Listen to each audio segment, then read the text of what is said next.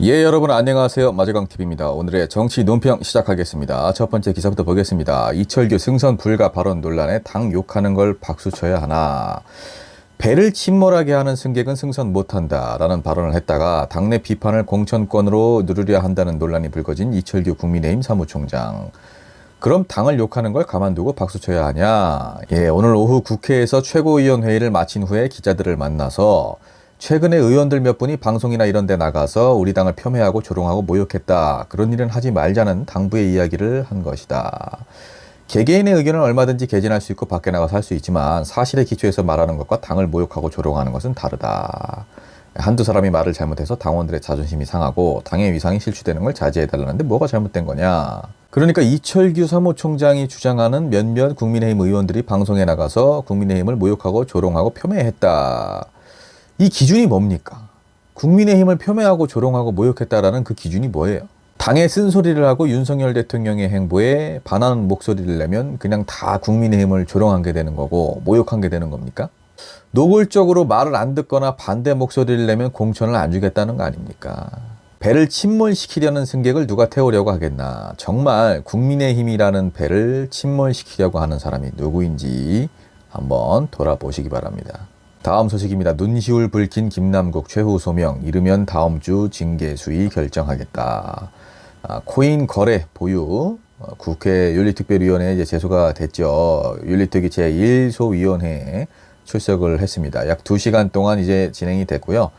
김남국 의원이 제출한 자료들을 이제 살펴본 후에 김남국 의원과 직접 문답을 하고 소명을 들었다라는 거죠. 이제 눈시울까지 좀 붉혔다고 해요. 징계안 심사가 두 번째 열리는 겁니다. 이 윤리특위 전 단계죠. 윤리심사자문위원회에서 이미 징계 최고 수위라고 할 수가 있는 이 의원직 제명을 권고를 했습니다. 징계 수위가 경고, 사과, 30일 이내에 출석 정지, 그리고 김남국 의원이 받은 제명 이렇게 4가지인데요. 그 중에서 제명 너무 좀 과한 처분이 아닌가 생각이 들고요. 물론 뭐 아직까지는 권고에 불과한 겁니다. 가상자산 관련해서 이해충돌에 해당되는 의원들 중에 자료 제출을 거부하고 있는 의원들이 많지 않습니까? 왜 김남국 의원만 제명을 당합니까? 형평성에 맞지 않죠? 김남국 의원이 코인에 투자하는 자금을 형성하는 과정이라든지 코인에 투자를 해서 수익을 얻은 과정에서 특정 기업이나 특정인들에게 어떤 혜택을 주었다든지 국회의원의 지위와 권한을 이용을 해서 그리고 그 대가로 코인을 뻥튀기를 했다든지 뭐 이런 류의 불법적인 어떤 가상자산의 증식 뭐 이런 게 아니죠. 물론 국회 상임위 회의 중에 코인을 거래하고 이런 것들은 분명히 지탄받아 마땅한 일입니다만은 잘못한 것에 비해서 너무 한 사람을 매장을 시키고 있지 않습니까?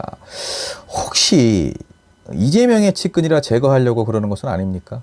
자, 다음 소식입니다. 해병대 최상병 유족이 청구한 수사기록 정보 공개 거부.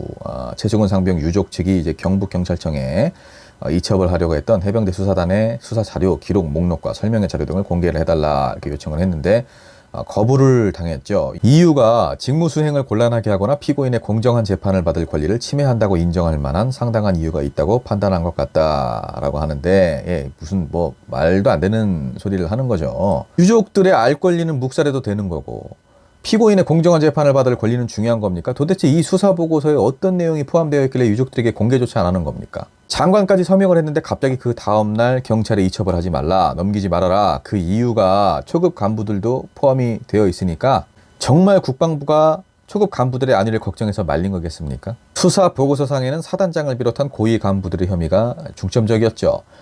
해병대 사단장의 업무상 과실치사 혐의가 가장 많이 담겨 있었는데 이 무슨 소리를 하는 겁니까? 이게 실제 보고서에 초급 간부들의 혐의는 그렇게 담겨져 있지가 않아요.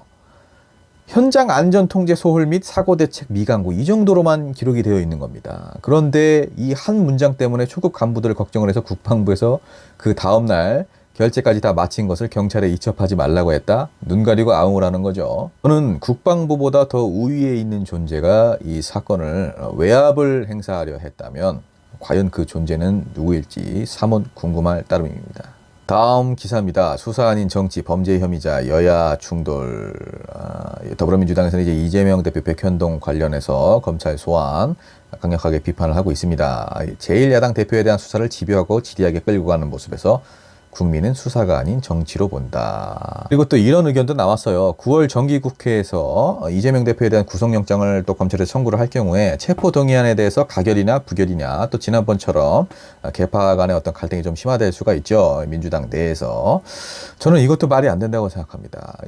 지금은 이제 계파 논리로 이것을 접근할 일이 아니고, 이재명 대표가 지금 당하고 있는 일은 명백한 검찰의 권력 남용일 뿐입니다. 이것은 이제 계파 논리로 적용할 것이 아니라 더불어민주당 국회의원이라면 모두가 다 반대를 해야 될 일입니다. 체포동의안을요. 국민의힘은 이재명 대표에 대해서 끝없는 죗값을 치르는 결말이다. 자신이 민주투사라도 되는 양 기자회견문까지 읽어내렸다. 자신이 피해자인 것처럼 둔갑시키는 파렴치한 모습을 국민께서 언제까지 지켜봐야 하냐. 피해자 아닙니까? 이 정도면 이재명 대표가? 국민들이 언제까지 지켜봐야 하냐, 제가 묻고 싶습니다. 언제까지 검찰의 이런 행태를 국민들이 지켜봐야 됩니까? 벌써 4번째 검찰 조사인데 지금 이 방송이 나갈 때쯤이면 한 9시간 정도 됐겠죠. 9시간 정도를 이제 조사를 받고 계실 텐데 서울중앙지검으로 출석을 하셨습니다. 수년 동안 압수수색만 수백 번, 동원된 검찰 인력만 수백 명. 정말 이재명을 지지하지 않던 사람도 이 정도면은 이재명을 지지할 것 같습니다. 자꾸 제1야당 대표를 이렇게 탄압하지 마시고 범죄 혐의자 취급하지 마시고 진짜 범죄 혐의자들을 수사하고 기소하시기 바랍니다. 자, 마제강TV 오늘의 정치 논평 여기까지입니다. 날씨가 많이 덥네요. 무더위에 건강 유의하시고요. 마제강TV 구독, 알림, 좋아요 부탁드립니다.